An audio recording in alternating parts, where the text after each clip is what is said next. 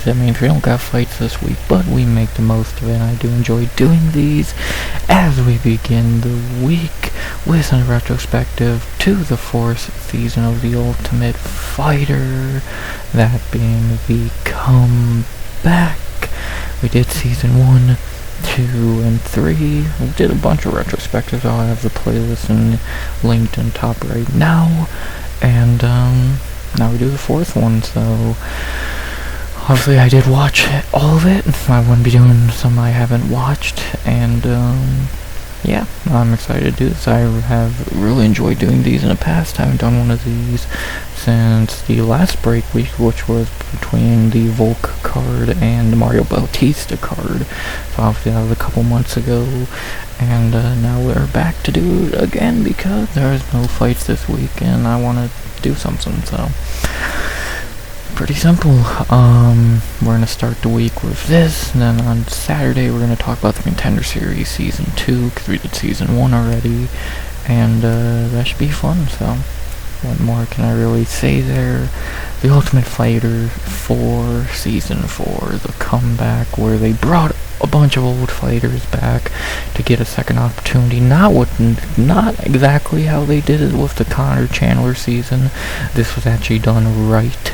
And, yeah, this is when TuF was still really damn good. Like, I'm in the process of watching TuF 6 right now, and it's very good. So, I know Ultimate Fighter has a bad rep now, but remember if you've seen early TuF or you haven't, early TuF was actually really good. From where I am right now, 1 through 6 are very solid. And obviously we have the Rampage season eventually with 2 of them, which I'm guessing both are great. So don't make what the Ultimate Fighter is now as a fucking clown show, which will be back in I think under a month. Don't let that piece of shit get mixed up with what made the Ultimate Fighter the Ultimate Fighter. So this was 20 years ago, almost to the day, a little before the day from at least when the first episode aired. And yeah, man, what more can I say? I'm gonna talk about each fighter, then I'll talk about the fights, the season overall, how it all ended, any big things that happened during the season, and yeah, should be fun. So, Ultimate Fighter Season 4, the comeback, when they gave little nicknames to cards and TuF, so it's gonna be fun, so let's talk about it. Last thing to say before we do is, as always, please like, comment, and subscribe. As always, I'll remember and say something which I don't believe I am. I almost am happy not to do another breakdown or recap, because as much as I would love to, because that means fights are happening this week, live ones. I'm also excited to do another retrospective, because I enjoy doing these, and either for the old heads who enjoy hearing about this old stuff when UFC was good, or the new heads who don't know much about this old shit and are intrigued. I'm happy to help. So, let's stop yapping. Let's talk about the 4th season of The Ultimate Fighter. Was it an upgrade, downgrade, or anything in between from the first 3, which were very good? Let's find out. We'll begin by talking about all the fighters like we always do. Even though we can't talk about the draft because there was no coaches this season. As you can see here, these were guest coaches, and we'll talk more about them in a little bit, but what we had was they picked teams out of a hat, literally. Now, the fighters picked their name, Team Mojo, Team No Love, and that's how I got these teams. So I'll start with Team Mojo, since they did better overall this season, had one of the winners and a lot of big names. And let's do it. So we can begin with the welterweight. Hope everything I said made sense how we're gonna do this. Let's begin with the welterweights of Team we'll just begin with, I could do one division first, or I could do a team first. I'll do teams first. So let's begin with Team Mojo's, maybe not, I don't know, maybe not first pick, but the first fighter we saw from them, maybe the most experienced at the time, and even now, Shoni Kata. A man I knew nothing about before this season, and now I Shoni's cool. 51, 32, and 7. How do you have 7 draws? 52 years old now, went 3-3 in the UFC. Not gonna talk about how he did, well, yeah, I guess I gotta talk about how he did on the show, even though I will again later. Obviously, he was actually one of the better fighters on this season, if I can even find where the fuck he fought. There we go. Yeah, this dude fought for goddamn ever. He was definitely the personality of the show, was a really weird, not weird, but very interesting guy, drawing or painting over shit, spray painting, wearing weird shit, always walked around with like a cane, so he was a weird one. He was a very interesting individual, Mr. International. Obviously, he wasn't, just like everyone here, he was in UFC. Before the season got brought back, his career highlight overall is knocking out Matt Serra with that spinning back fist. I think most people have seen that clip by now, and trust me, they talk about it enough times during the season. So, but yeah, he was actually a decent fighter. Lost to Pat Miletich and all that. Then again, he fought for goddamn ever. So, ups and downs everywhere. Got to the second round of the show, and to be honest, he could have easily been the finale if he didn't have to fight Matt Serra in round 2. And, yeah, so last fighting in 2020, or 2017. What can I say about Shoney, man? Shoney? Yeah, I can't do a Matt Serra impression, but goddamn, his fucking voice gets melted into your brain after watching him for a whole season. And, yeah, what can you say about Shoney? Dude was definitely a character. A lot of people in Alice didn't like him, but he was kind of an ass at times. But, you know, he was interesting. He made the show very interesting. An OG I never knew of until watching this, and now I'm happy to know about Shoney Carter. Number 2 for the welterweight of Team Mojo, and one of the 2 guys to make the finale in the welterweight division. I can't spell for shit. I really can't spell. There we go. The one of 2 guys to make the finale in the welterweight division, but was not the winner. We had Chris Lytle, probably one of the most recognizable names from this season, I would say, outside of probably the guy who beat him in the finale. Another deep career, went 10-10 in the UFC, which is kind of insane. Still was fighting as of 2020. Yeah, he was in the UFC a long time, so just, I guess, he actually went out on a win, but I guess at that point he was probably not a spring chicken. And, yeah, not lights out Lytle. Obviously made to the finale, beating Spratt and Dean Thomas. Pretty good wins there, and then losing to Matt in the finale, and then lost to the other Matt in the second UFC fight. But, you know, dude went on to do some good fucking work, get some good wins like Matt Brown, got revenge on Matt Serra, beat Dan Hardy in his last fight. So, but he also, most of his losses are, actually all of his losses are to, well, who the fuck is Brian Ebisoli? Outside of him, he only lost to really recognizable guys. I believe we forgot to look at his original UFC run, where he didn't do too much. Lost to Kyle Parisian, Joe Riggs, Noah Tiki Golson. That guy's not the most well-liked. Fought Robbie Lawler, Nick Diaz, so yeah, Lytle, another guy who's just a veteran. Not like a top-tier legend or anything, but had a lot of bonuses for a lot of guys. Actually, maybe it's a little shocking he never fought for the belt against GSP. He would have lost, but still. And, yeah, again, probably, where would I rank? I would say probably top 3 biggest names from this season. Could be number 2 very easily, and I think all 3 are back here and how we're going to talk about them. And, yeah, what can you say about Chris Lytle? Maybe not the biggest classic name out there, but dude was decent, was still winning in BKFC as of a couple years ago, and yeah, pretty good name to come from this season. It was good that he got a second opportunity in UFC, and he made the most of it, so what else can you really say there? Then we had in the man of the season, the man who we all think of when we think of the season, and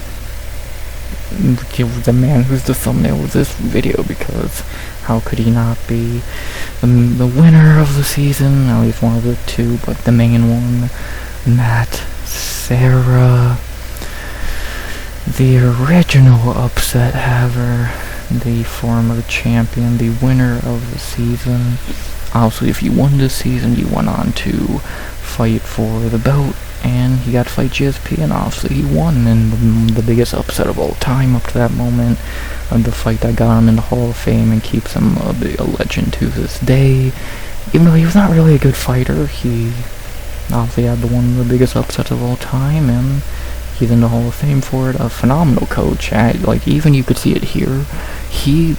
This was pretty much Team Serra, and you can kind of see his coaching abilities here in this season. He's a good coach.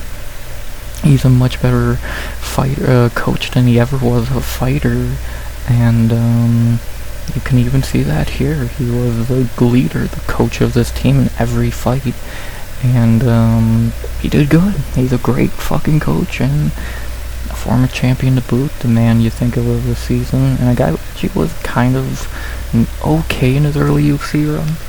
Like, he won some, but he also lost to Shoney, Dean, BJ, Kaio, but came back, got into a few more wins, ended his career in the UFC 7-7, like the third guy to be 500 in UFC we've talked about, and actually got retired by Chris Lytle, so there you go. We're gonna hear him in the corner of Aljo, Marab, and many others for many more years to come. A great, decent fighter, much better coach, and the man you think of with this season. So a guy who's very likable. Truly, I think he's a very likable guy from what I've seen on TuF. And he's actually coaching season 6 of TuF, which I'm watching right now. Great coach. Still probably the biggest upset of all time. Is he living off that upset? He should not be in the Hall of Fame, to be honest, but when you have an upset like that, what can you say? He's gonna be remembered forever for it, just like Julian Pena. And again, what can you say? The man you think of when you think of season 4 of The Ultimate Fighter. And then the last welterweight on Team Mojo, man we see in the UFC very often nowadays, doing commentary and whatnot, Dean Thomas. Another man who's turned into a coach. At this point, he's just coaching, who did he coach at 329? Sean Brady, I believe. So, or 328, I mean. So, but he was a fighter as well. Didn't fight too much in UFC. Went 5-4. But, you know, he was an alright fighter. Made it to the second round here before losing to Chris Lytle. But did get another chance in UFC. Went on a winning streak. But then lost and got cut and went on to fight a little bit more before it's retiring. Again, now he again works for the UFC. We hear him almost every week. And he's a coach. Julian Robertson, Joe Pyfer, Sean Brady, etc. So, you know, what can you say? And, yeah, Dean's a pretty good fighter. Again, his early UFC run, also very decent. Beating Matt Serra, lost to BJ and Uno, but, you know, what can you do there?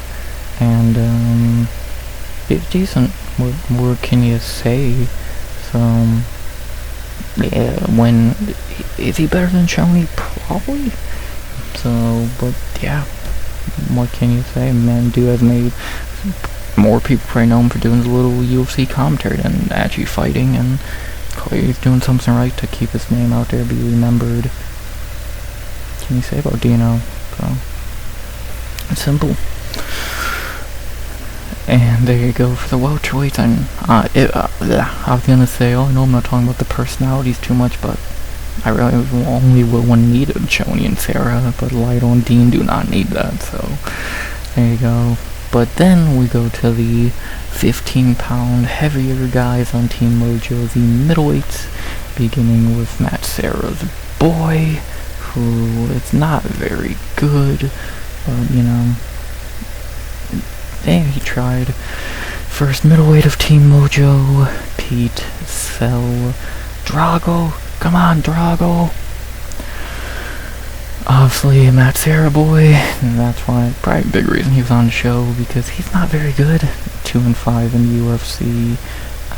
Lost in round 2 to Travis Lutter, who obviously would win the middleweights here. And yeah, he was just not very good. Got 2 wins in UFC, Phil Baroni, which they talked about that win, that was a big one for him, and Josh Berkman, outside that he only ever lost. And yeah, wasn't that great, to be honest, but you know, definitely not the worst middleweight on this season by a long shot. And if he's the worst middleweight on his team, I'd probably say no. And yeah, you know, got in here mainly because of being with Matt. Not even the worst Matt Serra teammate I've seen on TuF. Wait till we get to season 6 in the future. And yeah, not much to say for Drago. He was there, chill, seems like chill guy. Serra fucking tried to do his best with him, and that's about that, so can't really say about Drago. Then we have the man who got sick or some bullshit. I forget, he had some weird like skin condition that went to other teammates, and some bullshit got like, I don't even remember what it was exactly, but he got some some illness during the season that spread a bit. That being the second middleweight of Team Mojo, Scott Smith. And now we start getting into the very fighters of the season. Not very, I think even a downgrade from Pizzo, to be honest. 1-3 in the UFC on the show. He was a one and done, I believe. Yep, lost Travis Lutter, and then he beat Pizzo in the finale, so maybe I'm wrong. But that was the only UFC win. So lost to Nick Diaz, beat Kung Lee. I guess was Kung Lee's first loss. Oh, that's a big one. You know, fought Robbie Lawler twice, so he fought some really big names. But yeah, on the show he was a one and done.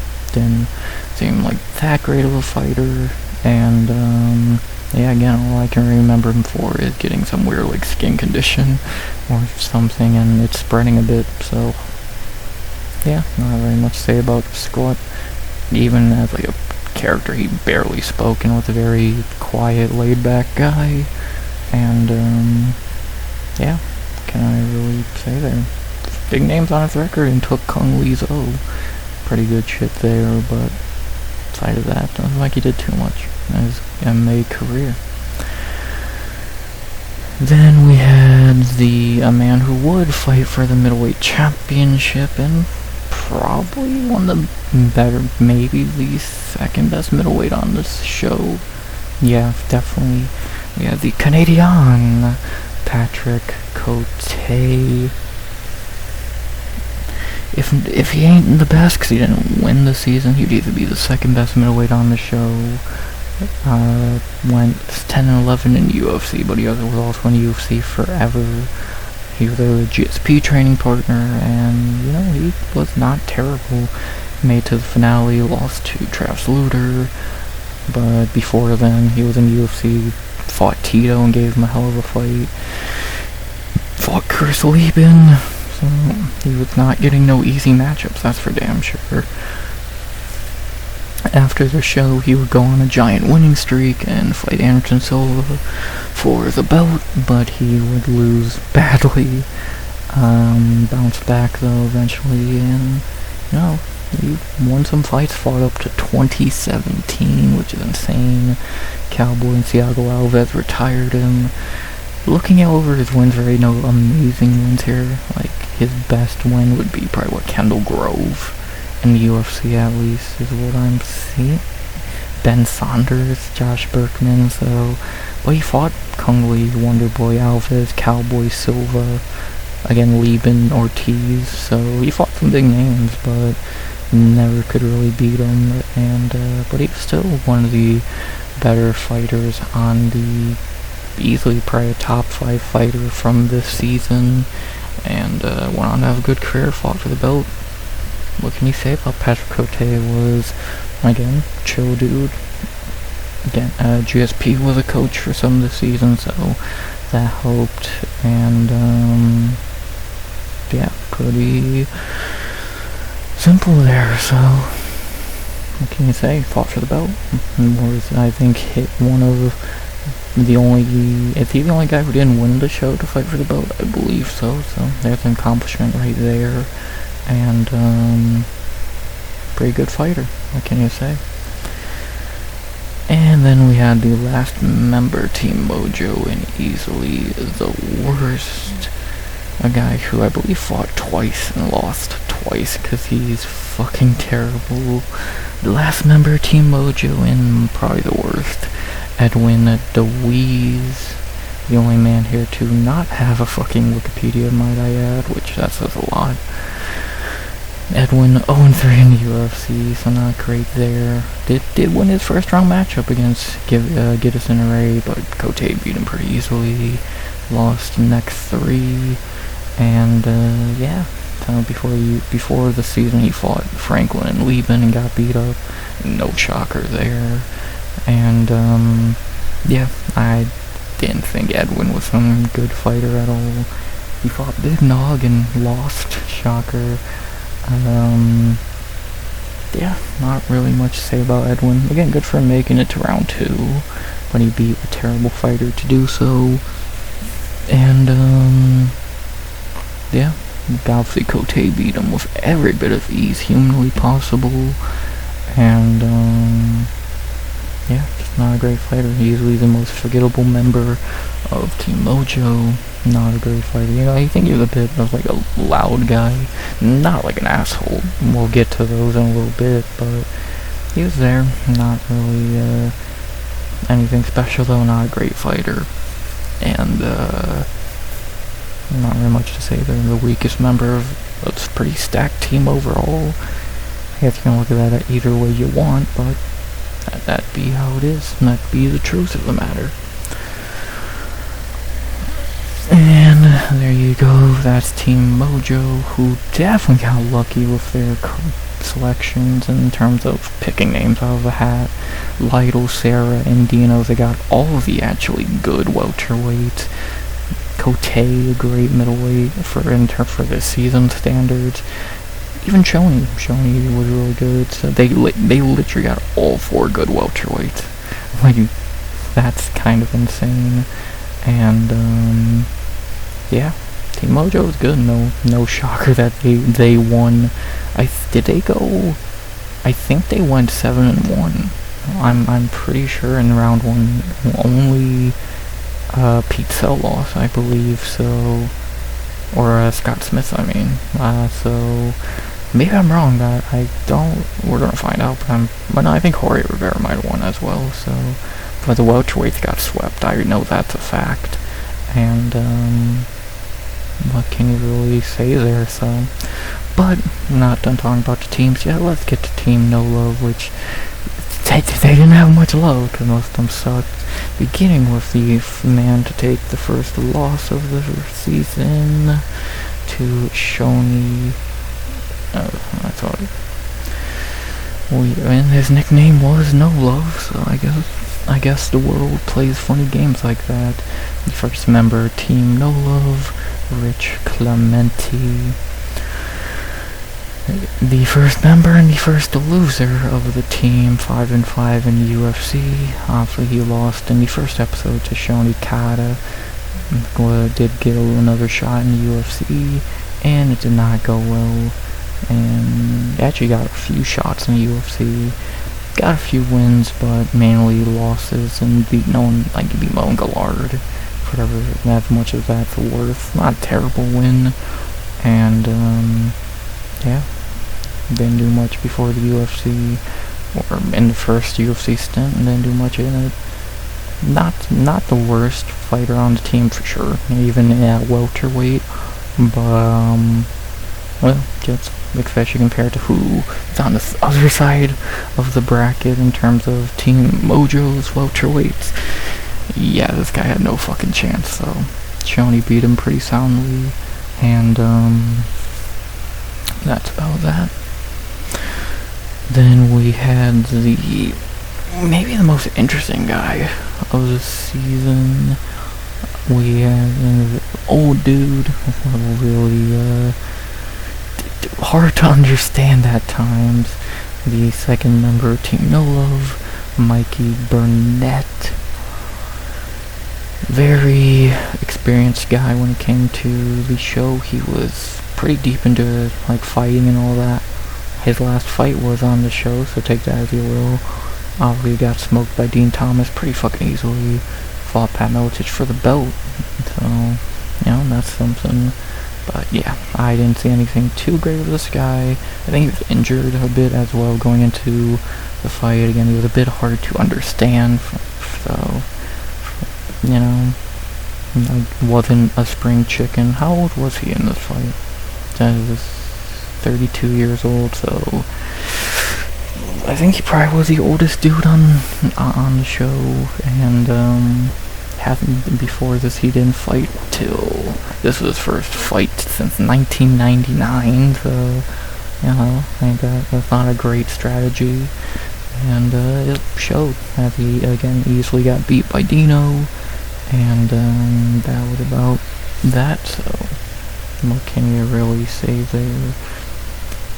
When you take a fucking long layoff before TuF, and then you get matched up against Dean Thomas, you're gonna get beat. So there you go. Maybe a lot of them said he was pretty good, but back in the day, but he wasn't fighting actively enough, and you know he did go into a split with Pat Miletich, so that's worth something. But by the time 2006 ran around, he's kind of just done. So. You know, he tried. Speaking of trying, someone who did not even get a fight on the season. It happens, that's something that really happens a lot in early TuF. Someone gets kicked out, either gets kicked out or leaves before they can even fight. And this season's winner of that award was Jeremy Jackson. So, what happened? Why did he not fight? Well, he left the house's premises, and got kicked off. He went to go hang out with a girl or some shit, and he got kicked out of the house, because obviously cameras caught him, because they're everywhere, and that's about that. So, ruined his chance there, and he was usually the best member welterweight-wise of Team No Love, and he ruined it. So at least he didn't quit like other guys in other seasons, but he might as well have, because what he did was fucking stupid. So I guess the main thing Jason Jackson is known for is the Nick Diaz win, and then he lost the trilogy to him. So I guess he did get a UFC fight, but he lost after the show, and really never fought again. So guy who probably could have made some noise on the show, and maybe would have got an upset win. Instead he shoots himself in the dick and gets kicked out. So what can you really say? Happens every season in early TuF. A guy quits or leaves or gets kicked out, and he was the winner of that award this season. So good job, and yeah, not much to say there. And then the last welterweight of Team No Love, and probably the worst one, and the one who got to fight twice, thanks to Jeremy Jackson being an idiot. The final welterweight of Team No Love, Pete Spratt. Ooh, what a great record, 26-24, 3-4 in the UFC, 0-2 on this season. Again, he got a second chance to fight thanks to Jeremy Jackson getting kicked off, and then he fought him, funny enough, but, you know, he lost even worse than he fought light on Matt Serra. That's just fucking unlucky, man. And, yeah. He was not very good. Somehow he beat Robbie Lawler, a really young Robbie Lawler, and that will never make much sense, but you know, sure. But yeah, not really too much to add on Spratt. He seemed like he was the worst welterweight out of the 8 of them, and he's the only one to lose twice. so maybe he really is the worst. So he benefited from Jackson being stupid, but didn't benefit him that much. And, yeah, how he beat Robbie Lawler, I'll never know, but he did, and then he lost twice on TuF, so not much to say there. And then we get the middleweights of Team No Love. Might be even fucking worse than the welterweight, but we do got the middleweight winner of the season here. So, you know, maybe it's not too bad after all. As we have the winner of the season for the middleweights, Travis Luter. Probably the only actually good thing Team No Love had. The man who kind of carried this team. I know in the UFC he was kind of shitty. 2-4, obviously winning the season, getting a title shot that he lost badly. He missed weight for, and then Anderson Silva embarrassed him, so good job there. Would only win, it would be cut not long, within like a year or so later, and yeah, not really sure what happened here, why he missed weight, and how he beat Cote in hindsight. So, you know, he's a really good grappler. Striking wasn't all there, but not needed, especially since he got a pretty easy walk to the fucking finale with Scott Smith and Pete Sell. So, yeah, pretty easy walk to the finale there, and then won the finale. So, you know, now the coach, I believe, he had like the biggest name I can think he coaches is Kevin Holland, I believe. So good on him there. And yeah, he won the season, but he did miss weight for a title shot and lose it in the end, so got cut not long after, and yeah, that's you see why Matt Serra, the only winner of the season, actually talked about, so what can I really say there? Oh, and then we had the probably the most unlikable guy of the season, a guy who's just such a little bitch. The little bitch of the season, there always is one. What did they call him? Captain it was like Captain Miserable or some shit. The most unlikable guy of the season, Charles McCarthy. Again, I forget what nickname they gave him. It was like Captain Depressed or Captain fucking Miserable. And yeah, he was miserable to watch fight as he was to mope around the house. Obviously, he got beat by Pete, so I mean, that was really nice to see. He did win on finale, and then Michael Bisping beat him into retirement, I would imagine. And that was about that for McCarthy, so there always has to be one unlikable guy during the season, and McCarthy was definitely that. Again, just a mopey little bitch. Is he, except for the first few seasons, is he the most unlikable guy? No, because he lost. You had Koscheck, you had fucking, the other guy from season 1 who was an asshole, so you've definitely had bigger pricks, but yeah, McCarthy was an annoying little bitch, and it's good to see him lose, so not really much to say there. So every season has their unlikable guy, and McCarthy would be that, so pretty simple.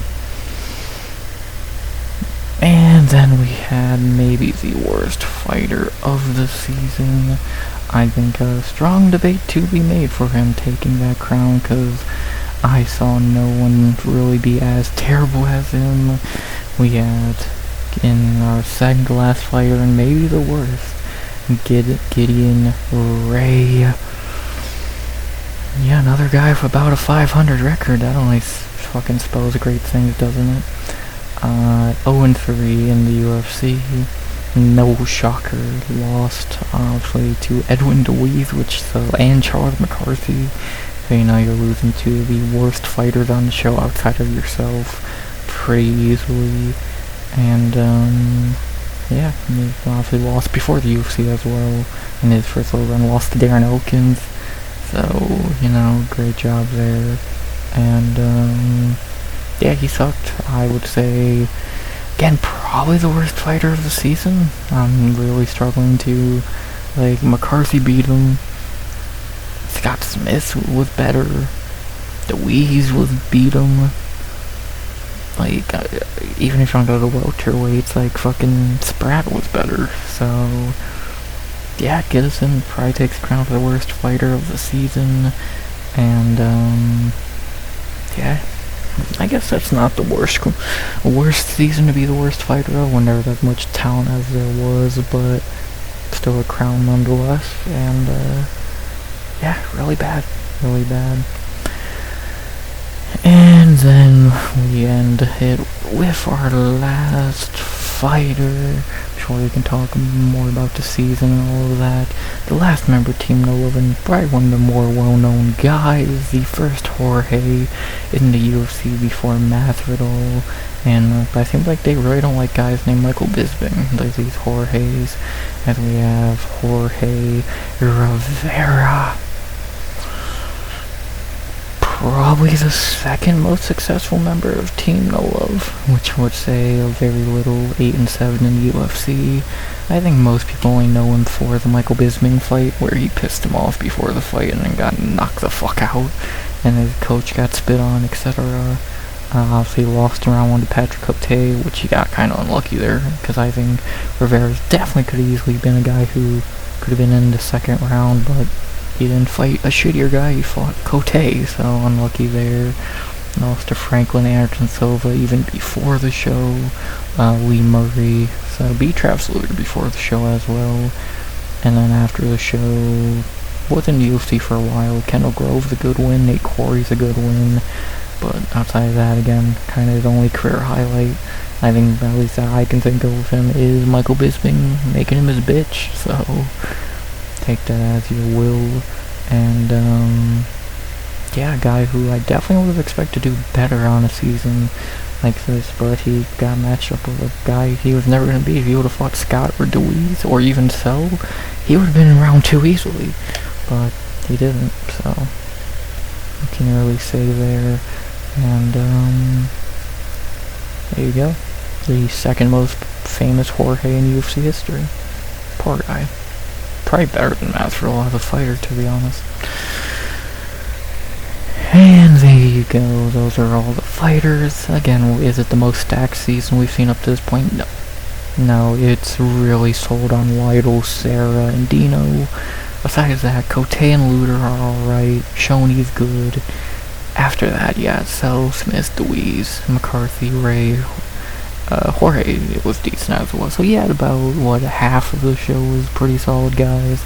Then you had 3 bad fighters, one guy who didn't even fight, 2 more tomato cans, and 2 more tomato cans, so, you know, not the greatest in the world, and, by far not the best season overall. Maybe the best team we'll ever see in TuF history, because, again, goddamn, you literally had all the talent humanly possible, and, yeah, not really much to say there. So it gave us Lytle, Sarah, who went on from just have long UFC careers, Jorge Rivera. But outside of that, and Cote, so 4 guys. Like Dino didn't have much left in him. Shoney was already old. Luter was a quick in and out. Everyone else either had 1 or 2 fights or was gone pretty quickly, if not, if they even got another chance. And yeah, what more can you really say there? So you look at the draw, the names out of a hat made Team Mojo great and Team No Love very underwhelming. So there you go. To talk about the coaching situation for this season, again, really it was Matt Serra for Team Mojo, but I guess truly they had a bunch of guys come in. Randy Couture and GSP were there most of the season. Mark Delagrati, who I think he was the guy people everyone liked, but I think one of these 2 Matt Serra did not like. I think it was this guy, was kind of a snarky asshole who was never really a fighter. Maybe it was Delagrati, I forget which one it was exactly. So I think it was Mark Lehman, but I could be wrong. One of these guys was kind of an asshole. And then Franklin, Liddell, and Hughes. Chuck was good when he showed up, obviously. Hughes was Matt Hughes and Rich Franklin kind of gave the most, maybe a moment not talked about enough because it was really funny, where he told Matt Serra at the beginning of the fight he should drop to one knee and try and fight. It's like, if you see the clip, it's really fucking stupid. Like, Matt's already short.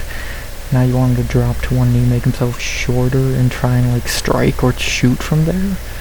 Kind of fucking stupid and kind of surprising from Rich Franklin, who's not really a guy I would expect to be an idiot, but he completely was here, and, yeah, kind of embarrassed himself. So, again, if you can find that clip, do it. It's really fucking funny, and, yeah, somehow Matt Serra's a way better coach than he is, and Franklin was meant to be the coach here, so what does that tell you? I don't mind not having coaches here, because it would kind of be stupid to have coach guys who probably have far more than they did. So, again, you had Matt Serra on one side, team note. I guess it was kind of Matt Serra against Travis Luter, to an extent, coaching-wise.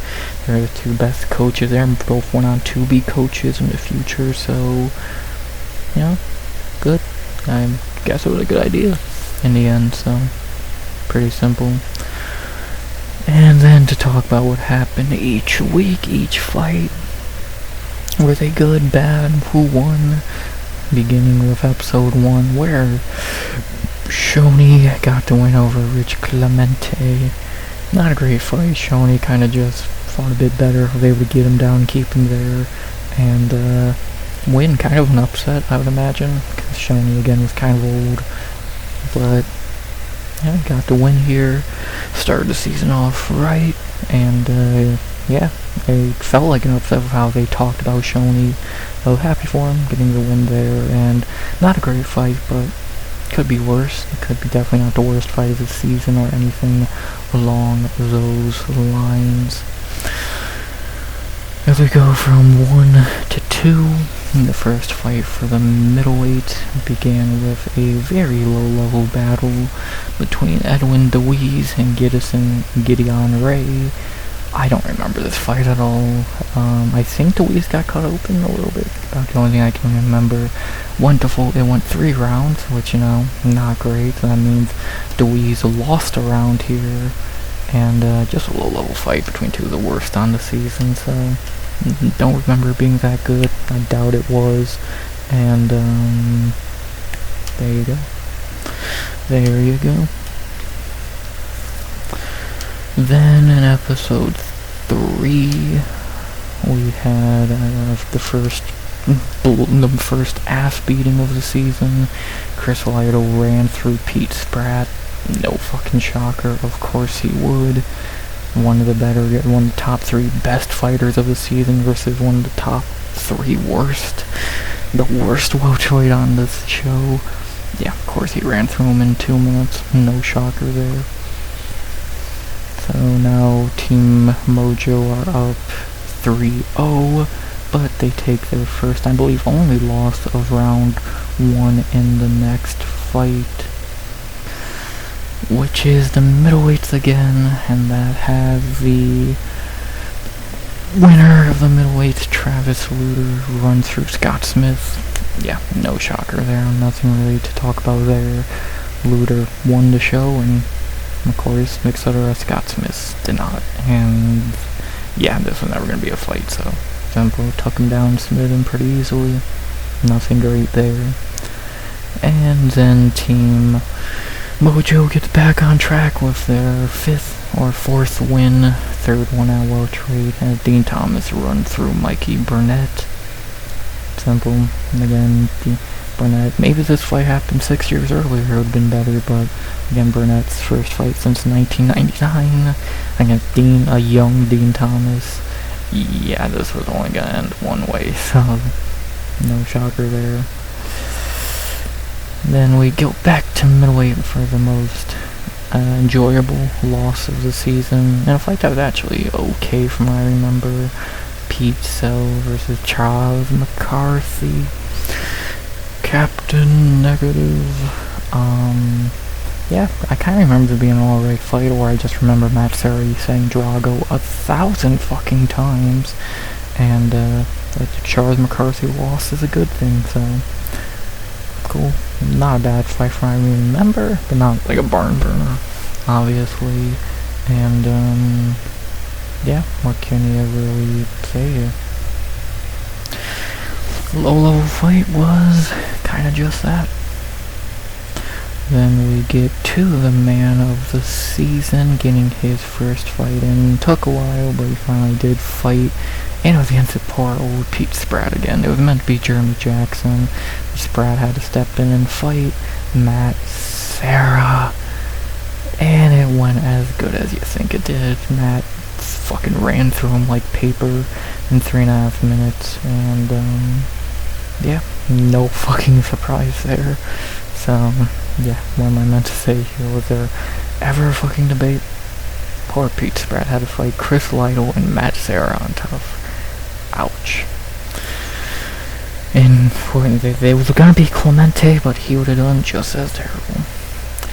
Then we have, in I believe the final first round matchup, and actually a pretty good one here on paper, one that probably should happen in UFC and would have been a good fight. Patrick Cote versus Jorge Rivera. Two of the more well-known guys in hindsight, finishing off round one, and Cote dominated. Rivera just really couldn't do much against Cote, who was just better fighting that GSP style and getting the win here. So I think Rivera got cracked here by, I believe, like a up kick or some shit. So that's kind of the only thing I'm remembering from this fight. Maybe I'm wrong. I kind of remember something like that. And either way, it was a loss for Jorge, who again kind of got unlucky. He would have easily beat DeWeese or so, but so he loses to Cote at the end of round one. And pretty solid fight to end the first round. And that means that Team Mojo went 7-1. I still don't think a team has ever won 0-8 on TuF or 8-0. But yeah, 7-1. You might as well win it. Fucking 8-0 wouldn't make much of a difference. But then the semifinals began, and we started with the fight that I guess was probably the one everyone wanted to see for this show. The rematch, Matt Serra versus Shoni Kata. Pretty good fight. Shoni did hit him with the back fist again, and that did win him the first round, but then Matt took over against a gassed Shoni and just wrestled him to death. Good fight though. Shoni was not a pushover by any means, and Matt moved on to the finale in a very good rematch, very good fight, and revenge win for Matt, even though he still got hit by the back fist. Still got the win. And then in the second fight, I swear they tried to hype this fight up like it was a banger, even though I remember it not being that great. We had Chris Lytle versus Dean Thomas. Maybe I'm wrong, but I swear they were talking about this fight like it was some banger and all that, even though I remember it being kind of lame. Lytle clearly won, no dub, but yeah, I don't remember this being a banger. Can't remember this being a very whatever fight, but maybe I did watch this very many months ago. But yeah, maybe I'm remembering it wrong, but I swear they talked like this fight was great, and it really wasn't. It was a high-level fight, but that usually means it was a bad fight. Is what I've learned. So maybe I'm wrong, maybe I'm right, but I remember the Matt Serra fight being way better. So what does that tell you? And then that set up Lytle and Serra for welterweight. What happened in the middleweight semifinals? We had in our first one, Patrick Cote beat Edwin DeWeese. I think for the semifinals it was 3 rounds no matter what, so Cote obviously dominated him and won easily. No shocker there, not even a fight. And then Luder cuddled Pete So to death for 15 boring minutes to end the season, so maybe they went the other way around. Sometimes typology is a bit wrong, but either way, yeah, a pretty shitty ending. 4 decisions, and only the Serra fight was actually pretty good. Luder ending by just cuddling Pete So to death. Not great. And that was that. But how did the finale go? I got to get to it through one of the fighters. We'll go with Luder. What happened on the finale we had, I remember when TuF did finales where a lot of the fighters from the season fought. They should do that again. In the finale, some of the guys who fought, Charles McCarthy beat Giddison Ray, probably the only guy McCarthy could actually beat. Scott beat Pete Sell. Interesting. That's probably a good fight. Pete Spratt beat Jeremy. Yeah, maybe a good Jeremy didn't fight. Jorge beat Deweese, no fucking shocker. Dino beat Clemente, no shocker. And then the big two, Luder won by beating Cote, and Sarah beat Lytle by split. Maybe that was a bad decision, I don't know. Haven't watched those fights as of yet, but I will eventually. And, interesting, very interesting. That gave us our winners. Matt Serra and Travis Luder win and get title shots. And again, I think we know what happened in those title fights. For Travis Luder, he would go on to get embarrassed by Anderson Silva. He would miss weight and get knocked out anyway, TKO'd, so good stuff there. You missed weight and you lost, so great. And then obviously we know, I know what card this happened on. And then for the biggest upset of all time, we all know it, we all know it. For Matt Serra's title fight, he knocked out GSP, and the biggest upset up to that moment, probably still of all time, and cemented himself in history, made himself a Hall of Famer that night. And the rematch, well, probably better to left untalked about because he got his fucking ass handed to him, but in the first fight, he made history, got the win, and won the belt, so what can you really say there? Made himself a legend, and, so at least show, I guess, in hindsight, did the show really, was that kind of, at least what they wanted? Because Luder was a complete flop, but you got a champion out of it, you got a crazy upset out of it, so was the season a success in hindsight? Probably not, but yes and no, I would guess. Yes, because you did bring back guys like Sarah, Shoney, Lytle, Dino, Cote to the UFC, but at the same time, no, because you wasted half a bracket on Travis Luder, and the other half on... The other half was good, so there you go. To give out some awards, what was the fight of the season? Fuck, none of them were that fucking great. Like, you kind of can see the issue of this season fight-wise. Most of them, there's 2 knockouts maybe, a couple submissions, and mainly decisions. So that's kind of the problem with having a lot of higher level guys on TuF. It's not gonna be as exciting. So fight of the season, I guess Sarah and Shoney. That's one I can remember the most, and the one I enjoyed most, I guess. Worst fight of the season, probably Luder and Cell.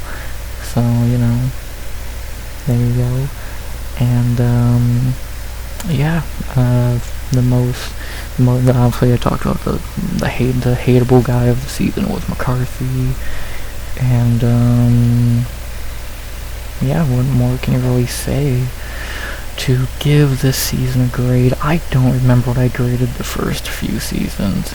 Do I think this is as good as season 1? No. Do I think it's as good as season 2? Probably better fight-wise, to be honest. Do I think it's better than season 3? No, season 3 is much better, so I would put this season above season 2, probably. But I don't know, I would give it a... probably like a 5 out of 10. It was alright, like, got some good stuff out of it, but yeah, it's still not what TuF is meant to be. It's meant to be new fighters, but this idea was alright, done right, unlike the Connor Chandler season. Got a great upset out of it, probably an upgrade from season 2 in terms of fight quality, and yeah, not bad. Still better than a TuF season today, and what more can you really say there? So, are you gonna get really any iconic moments from this season? Outside of Matt Serra winning? No. Like Shoney maybe, or Jeremy Jackson being an idiot. outside of that, not really. And, what more can you really say there? So, that's about that. I'm trying to think if there's anything I'm forgetting. Not really, so, yeah. And then Season 5 was up next, which is a pretty good season. I'm very excited to talk about that season in the near future, but that will not be our next retrospective. Our next retrospective will be Saturday with the Contender Series Season 2.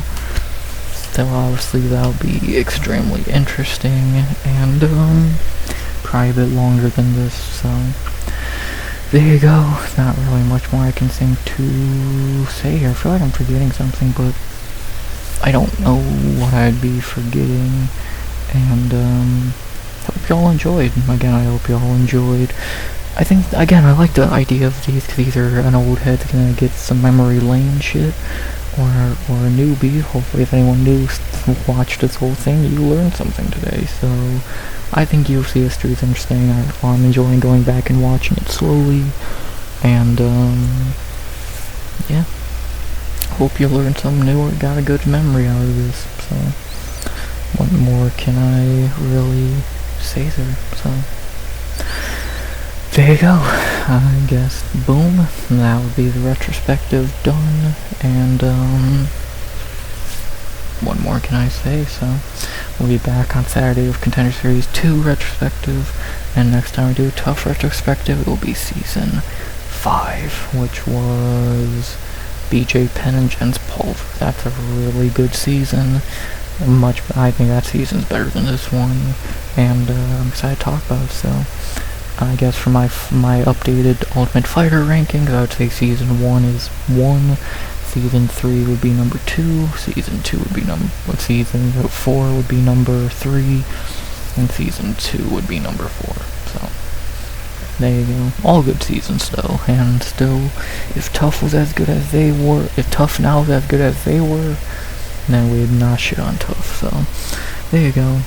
Just a little something to hopefully entertain you a bit this week for live fights. We'll go back 20 years to some old fights, and yeah, I was about a month old when this started airing, so let that sink in. And with that being said, not really much more to be said here, so hope you enjoyed the video. Please like, comment, and subscribe. Then we'll be back on Saturday with Contender Series Season 2. Tuesday, Saturday, and Sunday will be live, and we'll just have to make it through this week and do what we can to try and enjoy it. So always love doing a retrospective. Got, again, playlist in top right, linked in on the channel if you want to find it for the other ones, 1 through 3 Contender Series, UFC 1 through 5, etc. And yeah, not really much else to say here, so outside of, as always, I wish I could say it in the Matt Serra voice, but I can't do that impression. But God, his voice is ingrained in my fucking mind now. As always, RX out. Good vibes. Only